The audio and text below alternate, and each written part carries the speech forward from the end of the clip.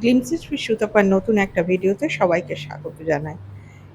আশা করি আপনারা নিশ্চয়ই সবাই ভালো আছেন। এটা আমার রান্নাঘর, আমাদের বর্ধমান ফ্ল্যাটের।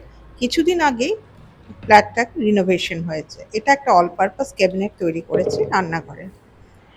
ফ্ল্যাটটা তৈরি হওয়ার পর থেকে আর নতুন করে রং করানো হয়নি। আর এবারে গত মাসে আমরা ফ্ল্যাটটাকে নতুন করে রং করেছি আর কিছু জিনিসপত্র তৈরি করেছি, সেগুলোই আজকে আপনাদের সাথে শেয়ার করব। এটা গেল রান্নাঘরের গল্প। এবার আসি, এটা হচ্ছে ডাইনিং রুম। ডাইনিং রুমটা অনেকটাই স্পেসিয়াস, আপনারা জানেন। এখানে আমি প্রভু জগন্নাথকে রেখেছি আর এই পাশে দেখুন অল পারপাস একটা ক্যাবিনেট এখানেও আছে। এই হচ্ছে আমার ঠাকুরের আসন, আর দেয়ালের এই ছবিগুলো আঁকানো হয়েছে।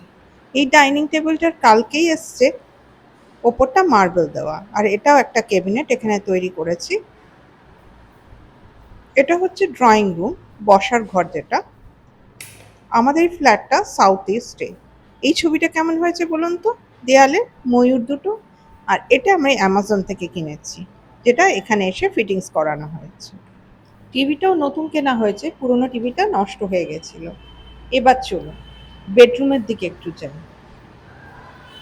বেডরুমে আমার ঠিক যে বেডটা আছে তার ওপরে, মাথার ওপরে এই ছবিটা আঁকা হয়েছে, শিব আর পার্বতী। কেমন হয়েছে জানাবেন, আর ঘরের কালারগুলো কেমন হয়েছে অবশ্যই জানাবেন। এই চলে এসেছি আবার ব্যালকানিতে। আমাদের দুপাশে দুটো ব্যালকানি আছে আপনারা জানেন। আর আকাশের অবস্থা দেখুন, কখনো মেঘ, কখনো সূর্য, কখনো অন্ধকার, কখনো আলো। এখান থেকে বসে সময়টা খুব ভালো কাটে। সারাদিন আপনি লোক চলাচল দেখেই সময় কেটে যাবে, আলাদা করে আপনার কোনো এন্টারটেনমেন্টের দরকারই হয় না। চারদিকে ঘন সবুজে ঘেরা, আর এই বর্ষায় সবুজের যেন আরো সমারোহ বেড়ে গেছে। এখন ঘড়িতে বাজে 3:45। যেটা হয়েছে, আজকে আমাদের বর্ধমান থেকে ফেরার কথা কলকাতা। তো আমাদের এসবিএসটি বাসে টিকিট কাটা ছিল এসি, কিন্তু বাসটা 1 ঘন্টা আগে বলছে যে এটা কিন্তু আমার শাশুড়ি মায়ের ছবি। 1 ঘন্টা আগে ফোন করে জানাচ্ছে যে বাসটা ক্যান্সেল হয়েছে। এই একটা ড্রেসিং টেবিল কেনা হয়েছে, বাসটা ক্যান্সেল হয়ে গেছে। তো এখন লাস্ট মুহূর্তে বাসটা ক্যান্সেল হওয়াতে আমরা আবার শ্যামলী পরিবহনে টিকিট কাটলাম। আমাদের বাস 5:55, তাই এখন আমরা বেরিয়ে যাব। শ্যামলী পরিবহন থেকে ফোন করে জানিয়েছে আমাদের দুর্গাপুর এক্সপ্রেসওয়ের ওপরে উল্লাসের কাছে জয় হোটেলের সামনে দাঁড়াতে। তো আমাদের এখান থেকে যেতে অনেকটাই সময় লাগে টোটোতে, তাই আমরা এখন বেরিয়ে যাচ্ছি। এখন লিফটে করে নিচে নামবো। আমরা 5th ফ্লোরে থাকি, আর এই বিল্ডিংটা 6th ফ্লোর পর্যন্ত আছে, মানে 7তলা বিল্ডিং। একটা টোটো ভাড়া করে আমরা দুর্গাপুর এক্সপ্রেসওয়ে দিয়ে চলব। টোটোতে ভাড়া নেবে 50 টাকা।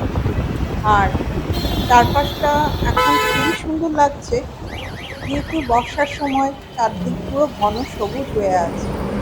আর এই আমরা চলে এসেছি জয় হোটেলের সামনে, এখানে আমাদের অপেক্ষা করতে বলেছে। এখন অনেকটাই সময় আছে, দাঁড়ান আপনাদের দেখাচ্ছি বাসটা এই মুহূর্তে কোথায় আছে। এই বাসটা এই মুহূর্তে আছে পানাগড়ে। এই ডিরেকশনে বোঝা যাচ্ছে যে বাসটা এই মুহূর্তে পানাগড়ে গেট নাম্বার 3-তে আছে। শ্যামলী পরিবহনে একটা জিনিস আমার খুব ভালো লাগলো, যখন থেকে আমরা বাস বুকিং করেছি তখন থেকে ওনারা নিয়মিত ফোন করে জানাচ্ছেন ওনারা কোথায় আছেন, কতটা সময় লাগবে। আর একটু আগে এই যে বাস চলেও এসছে। এই হচ্ছে আজকের শ্যামলী পরিবহনে আমাদের ফেরা। আমরা এখন উঠে গেছি বাসে। আমাদের টিকিট হচ্ছে 29:30। এই বাসের সার্ভিস কিন্তু খুব ভালো। এভরি 15-16 মিনিটসের মধ্যে ওনারা ফোন করছেন, ফোন করে বলছেন ওনাদের মানে কোথায় আছেন। আমি এর আগে দীঘা গেছিলাম আমরা শ্যামলী পরিবহনে, খুব ভালো সার্ভিস। এখানে জলের বোতল দিয়েছেন,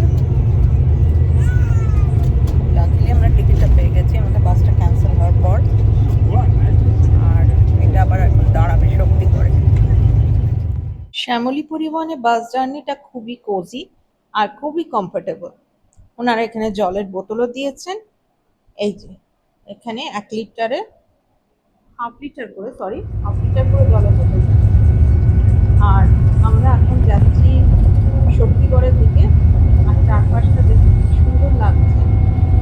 শরতের আকাশ মাঝে মাঝে দেখা যাচ্ছে, আবার মাঝে মাঝে মেঘ করে আসছে।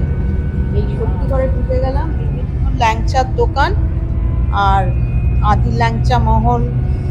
অবশ্য এখন এই সমস্ত দোকানগুলোর মানে বিক্রি অনেক কমে গেছে, যেহেতু ফ্লাইওভারটা হয়েছে। আমাদের বাসটা এসে দাঁড়ালো আদি ল্যাংচা প্যালেসে। আর এই হচ্ছে বিভিন্ন ধরনের মিষ্টি এখানে বিক্রি হয়। যদিও ল্যাংচার কোয়ালিটি এখন অনেক খারাপ হয়ে গেছে। ঘিয়ে ভাজা ল্যাংচা বলে, কিন্তু ঘিয়ে ভাজা ল্যাংচা এখানে সেভাবে পাওয়া যায় না। বাইরেটা কি সুন্দর লাগছে দেখুন, সবুজের সমারোহ একদম। পুরো মানে বিঘের পর বিঘে ধান চাষ হয়েছে, একদম পুরো সবুজ হয়ে আছে চারদিকটা। আর বর্ষাকাল তো এমনি গাছপালার আধিক্য বেশি এখানে, অনেক অনেক। তাই এই বর্ধমানের সাইডের দিকটায় ট্রেনে আস্তে আস্তেও যেটা আমরা দেখতে পাই। আর আজকে সানডে বলে রাস্তাটা অনেকটাই ফাঁকা আছে, তবুও প্রচুর ট্রাক আছে। এই ট্রাকগুলো সমস্ত কলকাতায় ঢুকবে। এই যে দেখছেন ট্রাকগুলো দাঁড়িয়ে আছে, কলকাতায় ঢুকবে 7টার পর এখান থেকে ছাড়ে, আর তখন জ্যামটা বেড়ে যায়। সূর্য ডুবতে শুরু করেছে, আর সূর্যের শেষ রশ্মি নীল আকাশের গায়ে পড়ে পুরো একটা লাল আভার সৃষ্টি করেছে। কি অসাধারণ লাগছে আকাশটা। এরপর আস্তে আস্তে অন্ধকার নেমে আসবে, বাইরেটা আর কিছুই দেখা যাবে না। যতটুকু দেখা যাচ্ছে আপনাদের সাথে শেয়ার করছি। আর আজকের ভিডিওটা এখানেই শেষ করব। দেখা হবে আবার একটা নতুন ভিডিওতে। ততক্ষণ সবাই ভালো থাকবেন, আমার পাশে থাকবেন। চ্যানেলটা সাবস্ক্রাইব করলে, ভালো লাগলে একটা লাইক করে দেবেন। আজ তাহলে আসি, দেখা হবে আবার একটা নতুন ভিডিওতে।